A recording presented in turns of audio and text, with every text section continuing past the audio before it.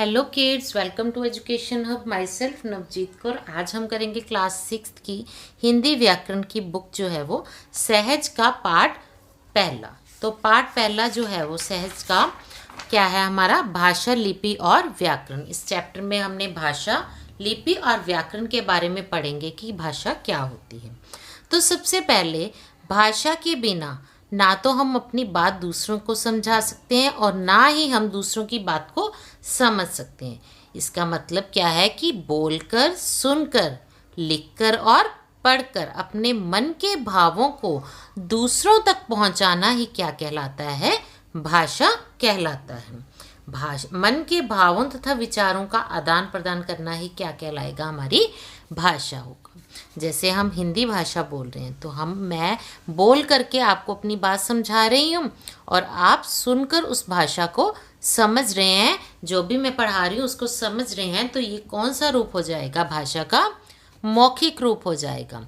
अब मैं बुक से पढ़ करके आपको बता रही हूँ, ठीक है। अगर आप बुक में से आप इसको पढ़ेंगे तो ये कौन सा होगा, आप पढ़कर इसको समझ रहे हैं, ठीक है। ये लिखे हुए को पढ़कर समझ रहे हैं तो भाषा का ये कौन सा रूप हो जाएगा, लिखित रूप। तो भाषा के कितने रूप होते हैं, दो। भाषा के दो रूप हैं, मौखिक भाषा और लिखित भाषा। मौखिक मतलब मुख से बोलकर अपने मन के भावों को प्रकट करना तथा सुनकर दूसरों के मन के भावों को समझना ही क्या कहलाता है, मौखिक भाषा। जैसा कि इस पिक्चर में दिखाया गया है, टीचर बोलकर बच्चों को कुछ समझा रही है और बच्चे क्या कर रहे हैं, सुनकर टीचर की बात को समझ रहे हैं। तो ये कौन सा रूप हो गया, भाषा का मौखिक रूप। उसके बाद नेक्स्ट आता है हमारा लिखित भाषा।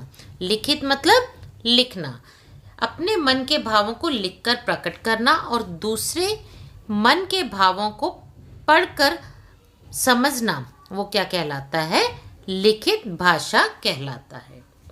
जैसा कि इस पिक्चर में दिखाया गया है कि टीचर श्यामपट्ट पर कुछ लिख रही है और उससे बच्चे पढ़कर समझ रहे हैं। तो ये कौन सा रूप हो जाएगा, भाषा का लिखित रूप। लिखित रूप के और कौन से उदाहरण होते हैं, अखबार हो गया, अखबार पढ़ना, ईमेल पढ़ना कंप्यूटर पर, लिखित गृह कार्य करना, पत्र लिखना, ये सारे क्या आ जाते हैं, हमारे लिखित भाषा में आ जाते हैं। उसके बाद आता है हमारा नेक्स्ट संकेतिक भाषा। संकेतिक से ही हमें पता चल रहा है कि संकेत, इशारों के द्वारा जो बात हम समझते हैं उसे क्या कहते हैं, संकेतिक भाषा। जैसे कि आप जब मार्केट में जाते हो, ठीक है, तो ट्रैफिक लाइट्स जो है आपने चौराहे पर सब बच्चों ने देखी होगी। तो ट्रैफिक लाइट जो होती है चौराहे पर, उसमें जब रेड लाइट आती है तो उससे हमें क्या पता चलता है कि गाड़ियाँ रुक जाने। लाल बत्ती जब उस पर आती है चौराहे पर तो उसमें क्या होता है, लाल बत्ती आने पर हमें क्या हो समझते हैं कि गाड़ियाँ रुक जाती हैं, और जब पीली बत्ती आती है तो गाड़ियाँ चलने के लिए तैयार हो जाती हैं, और जब हरी बत्ती आती है तो गाड़ियाँ चलने लगती हैं। तो उन संकेत, हमें संकेत दिया जा रहा है लाइट्स के द्वारा कि हमने अब क्या करना है। तो संकेतों के द्वारा जिस भाषा को हम समझते हैं वो क्या कहलाती है, हम सांकेतिक भाषा कहलाती है, ठीक है। उसके बाद आती है हमारी राजभाषा। अब ये मोस्ट इम्पॉर्टेंट क्वेश्चन है, राजभाषा और राष्ट्रभाषा को समझना बहुत ज़रूरी है। बच्चे मोस्टली इसमें कंफ्यूज होते हैं। तो राष्ट्रभाषा, राष्ट्र मतलब राष्ट्र में प्रयोग होने वाली भाषा ही क्या कहलाएगी, हमारी राष्ट्रभाषा। जिस भाषा का प्रयोग देश के अधिकतर निवासी यानी देश में रहने वाले अधिकतर लोग जिस भाषा का प्रयोग करते हैं उसे क्या कहते हैं, हम राष्ट्रभाषा। और नेक्स्ट है राजभाषा। राजभाषा मतलब राजकाज की भाषा, कि जिस भाषा में देश के कार्यालयों में राजकाज के कार्य किए जाते हैं उसे कहते हैं राजभाषा। जैसे कि कचहरियों में या फिर हमारे संविधान में, जो हमारा संविधान लिखा हुआ है वो किस भाषा में है, या कोर्ट कचहरियों में जिस भी भाषा में कार्य होता है उसको कहते हैं हम राजभाषा, ठीक है। भारतीय संविधान के अनुसार 14 सितंबर 1949 को अनुच्छेद 343 में हिंदी भाषा को राजभाषा के रूप में स्वीकार किया गया। इसीलिए 14 सितंबर को हर वर्ष हिंदी दिवस के रूप में मनाया जाता है। तो अब यहाँ से आपको क्वेश्चन बन सकता है कि हिंदी दिवस कब मनाया जाता है, तो आपका आंसर क्या होगा, 14 सितंबर। कौन से अनुच्छेद में हिंदी को राजभाषा स्वीकार किया गया है, अनुच्छेद 343। भारत के संविधान के अनुसार कब हिंदी को राजभाषा के रूप में स्वीकार किया गया, तो 14 सितंबर 1949। यहाँ से हमारे 3-4 क्वेश्चन जो है वो निकल जाते हैं। विश्व में सबसे अधिक बोले जाने वाली भाषाओं में हिंदी जो है वो दूसरे स्थान पर आती है। दूसरे स्थान पर जो हिंदी है सबसे अधिक विश्व में बोली जाती है। ओके, नेक्स्ट है मातृभाषा। मातृ क्या होता है, माँ या फिर माता। ठीक है, माँ की भाषा को ही हम क्या कहते हैं, मातृभाषा कहते हैं। इसका तात्पर्य क्या है मातृभाषा का, उस भाषा से है जिसे बच्चा अपने माँ या फिर परिवार के अन्य सदस्यों से सीखता है, उसे क्या कहेंगे हम, मातृभाषा कहते हैं। ठीक है, उसके बाद आता है हमारा बोली। बोली क्या है, बोली मौखिक भाषा का एक स्थानीय रूप है जो किसी विशेष क्षेत्र या स्थान में बोली जाती है। जैसे हरियाणा में कौन सी भाषा बोली जाती है, हरियाणवी बोली जाती है। बुंदेलखंड में बुंदेली, पंजाब में पंजाबी, छत्तीसगढ़ में छत्तीसगढ़ी। बोली का प्रयोग केवल बोलचाल के लिए ही किया जाता है। बोली का प्रयोग केवल बोलचाल के लिए किया जाता है, ना कि इसमें कोई भी साहित्य लिखा जाता है या फिर ज्ञान का संग्रह किया जाता है। बोली क्षेत्र विशेष में बोली जाने वाली मौखिक भाषा ही क्या कहलाती है, बोली कहलाती है। उसके बाद है हमारा नेक्स्ट क्वेश्चन, भाषा और बोली में अंतर क्या है।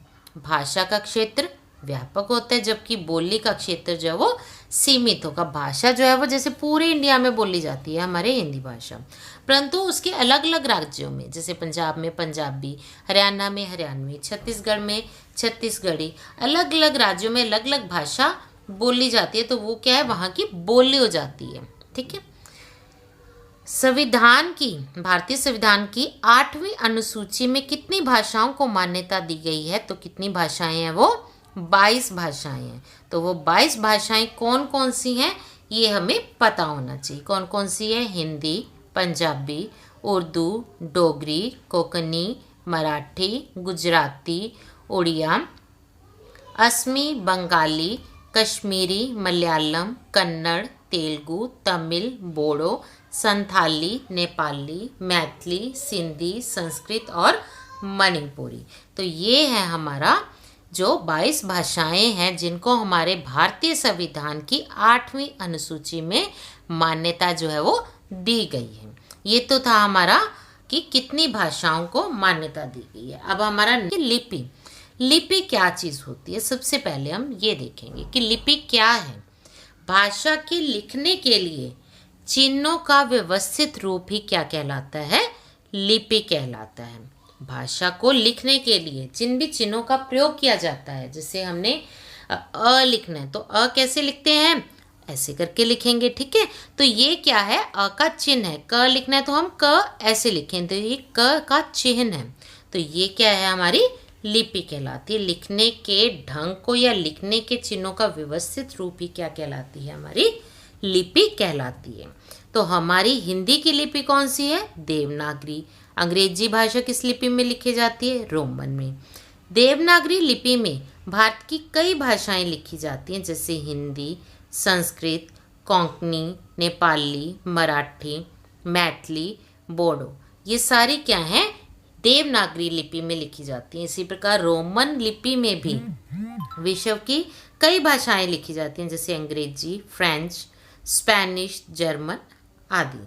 ठीक है, ये है हमारी लिपि की। लिपि क्या है, भाषा के लिखने के चिन्हों का व्यवस्थित रूप ही क्या है, लिपि कहलाता है। ठीक है, नेक्स्ट हमारा आ जाता है व्याकरण। पहले हमने भाषा किया, उसके बाद हमने लिपि पढ़ा कि लिपि क्या होती है। अब हम करेंगे कि व्याकरण। व्याकरण क्या होता है। व्याकरण वह शास्त्र है जिसके नियमों के द्वारा हम शुद्ध बोलना, लिखना तथा पढ़ना सीखते हैं, अथवा भाषा के शुद्ध रूप का ज्ञान हमें कौन कराता है, व्याकरण ही हमें भाषा के शुद्ध रूप का जो है वो ज्ञान कराता है।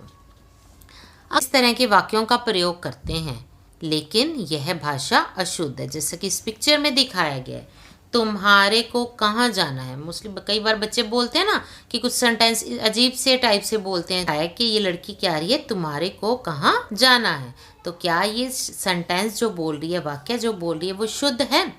नहीं, ये वाक्य क्या है? अशुद्ध है। क्या बोलना चाहिए था उसे? मेरे को बाजार जाना है। इस लड़के ने सही बोला ना, मेरे को बाजार जाना है। ठीक है, तो इस तरह से भाषा का मतलब कुछ नियम होते हैं। किसी भी भाषा के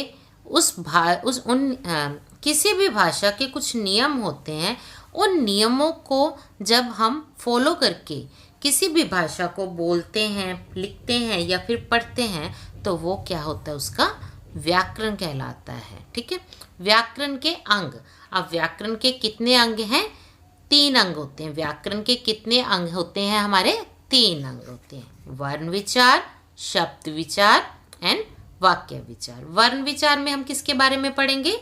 वर्णों के बारे में। वर्ण कौन से होते हैं हमारे? जैसे हम नर्सरी LKG क्लास में लिखते थे ना, अ से लेके अंक खाली तक, वो क्या थे? हमारे स्वर।